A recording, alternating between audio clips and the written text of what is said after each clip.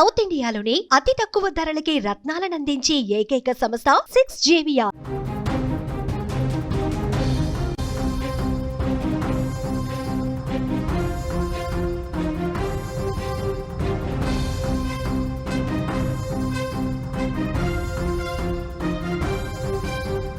ఏడుపాయల ఆలయం జలదిగ్బంధమైంది. 21 రోజులుగా వరద నీటిలోనే గుడుంది.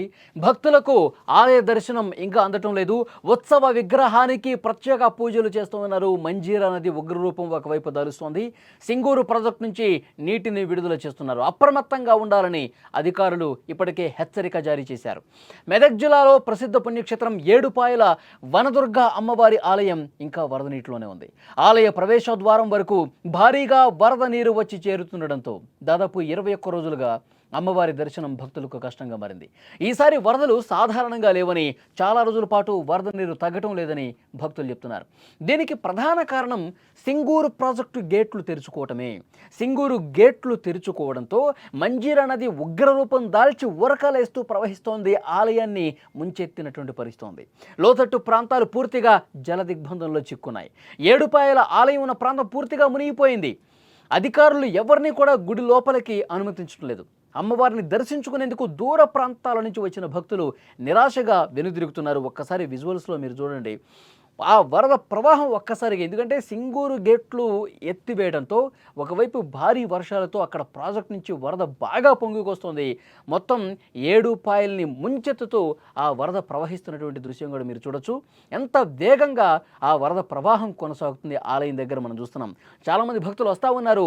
చాలా సెంటిమెంట్గా భావిస్తూ ఉంటారు. ముఖ్యంగా తెలంగాణ ప్రాంతం నుంచే కాదు, చుట్టుపక్కల రాష్ట్రాల నుంచి కూడా చాలామంది వనదుర్గామాత ఆలయాన్ని ఏడుపాయల్లో దర్శించుకుందామని చెప్పి వస్తూ ఉంటారు. కానీ ఇక్కడ వరద ప్రవాహాన్ని చూసి ఆలయాన్ని దర్శించుకునే భాగ్యం లేకపోవడంతో వాళ్ళందరూ కూడా కొంత అసంతృప్తి గురై వెనుదిరిగిపోతూ ఉన్నారు. కానీ భక్తులు భద్రత మాకు ముఖ్యమని చెప్పి ఆలయ అధికారులు చెప్తున్నారు. అక్కడ స్థానిక అధికార యంత్రాంగం కూడా అక్కడ ఎప్పటికప్పుడు పర్యవేక్షణ చేస్తూ ఉంది.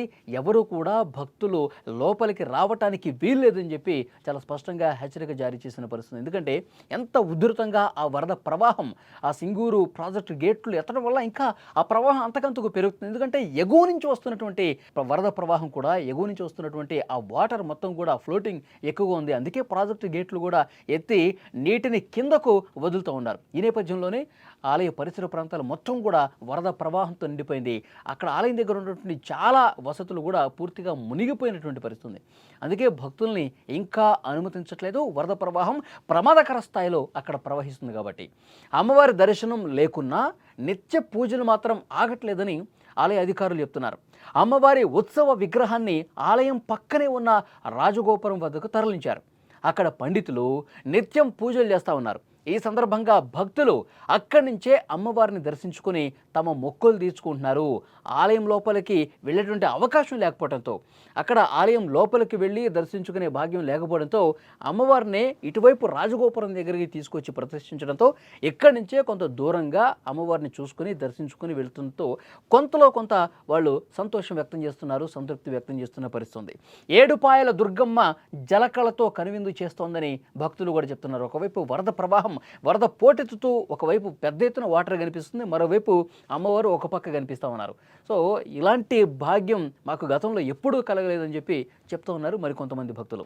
ఈసారి మాత్రం 21 రోజులకు పైగా వరద నీరు తగ్గదని చెప్తున్నారు. ఎందుకంటే వర్షాకాలంలో ప్రతిసారి కూడా ఏడుపాయల దగ్గర భారీ వర్షం పడితే ఇలాంటి సిచ్యువేషన్ ఉంటుంది. వరద వస్తే ఈ విధంగానే ఉంటుంది. కానీ ఒక వారం 10 రోజులు అంతా సెట్ అయిపోతుంది. మళ్ళీ యథాతథ స్థితికి వస్తుండేది. మొత్తం వాటర్ పూర్తిగా తగ్గిపోయి మళ్ళీ ఆలయం లోపలికి వెళ్ళేవాళ్ళు, అమ్మవారిని దర్శించుకునే వాళ్ళు ఉండేది. కానీ 3 వారాలు గడుస్తోంది. 21 రోజులైనా సరే ఇంకా వరద తగ్గుముఖం పట్టడం లేదు. అంటే ఈసారి ఏ విధంగా కుండపోతగా వర్షాలు పడుతున్నాయి. ఇక్కడ తెలంగాణలోనే కాదు, ఏడుపాయల్లోనే కాదు, మొత్తం ఎగువను కూడా అటు మహారాష్ట్ర కావచ్చు, అన్ని రాష్ట్రాల్లో, ఉత్తరాదిలో కావచ్చు, బీభత్సమైనటువంటి వర్షపాతం, క్లౌడ్ బరస్టులు జరుగుతూ ఉన్నాయి. అన్ని నదులు ఉప్పొంగి ప్రవహిస్తూ ఉన్నాయి. కాబట్టి ప్రాజెక్టులోకి భారీగా వరద నీరు వచ్చి చేరుతోంది.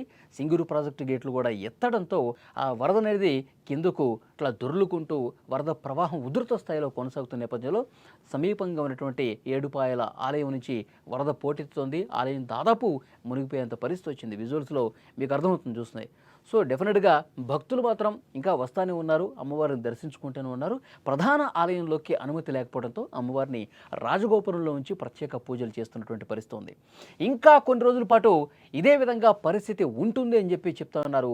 వరద నీటిలోనే ఇంకా ఇంకొన్ని రోజులు ఉండే అవకాశం ఉన్నట్టుగా సమాచారం ఉంది.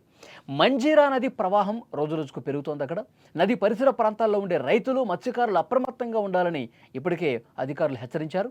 ఎవరూ కూడా వేటకు నదిలోకి వెళ్ళకూడదని సూచించారు.